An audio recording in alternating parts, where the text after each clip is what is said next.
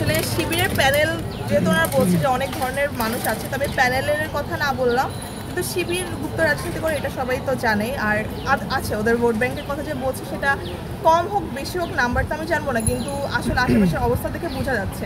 Even আপনারা নিজেরাও যদি ওদের যে পেজটা খুলেছে ঐক্য শিক্ষার্থী, সেটা ওখানে রিয়াক্ট এগুলো দেখেন বা পেজের লাইক দেখেন, তাহলে কিন্তু আপনারা বুঝবেন যে গুপ্তভাবে করছেন, তখন কিন্তু আপনার একটা ভোট ব্যাংক থাকবে যেটা সম্পর্কে অন্য কেউ জানবে না। কারণ যখন যে ছাত্রদল করে, আমি তাকে যে কিন্তু বলতে পারবো যে আমি এগুলো করছি, তুমি আমার প্রতি ইনফ্লুয়েন্স হও বা কিছু।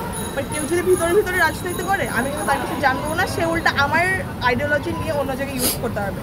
তো হ্যাঁ, ওদের একটা ভোট ব্যাংক আছে, কিন্তু আমরা যারা কোনো পলিটিক্যাল পার্টির সাথে যুক্ত না, আমাদের তো সাধারণ শিক্ষার্থীরা আছে যারা কোনো পলিটিক্যাল আইডিওলজিতে বিশ্বাস করলেও কোনো দলের সাথে সংযুক্ত নাই, তারা তো জানে যে তাদেরকে হচ্ছে গিয়ে ভোট দিলে তারা নিজেদের জন্য কাজ করবে।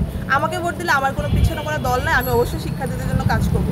অন্য কোনো পলিটিক্যাল দলকে যদি ভোট দেয়, হয়তো বা ওইটা হতেও পারে যে তাদের একটা এজেন্ডা থাকতে পারে যে তাদের নিজেদের দলকে সামনে নিয়ে আসা। এখন এটার বিবেচনা শক্তি, যেহেতু সবাই ইউনিভার্সিটিতে পড়ি, সবার বিবেচনা শক্তি নিশ্চয়ই আছে। তো স্টুডেন্টকে মানে শিক্ষার্থীদেরকে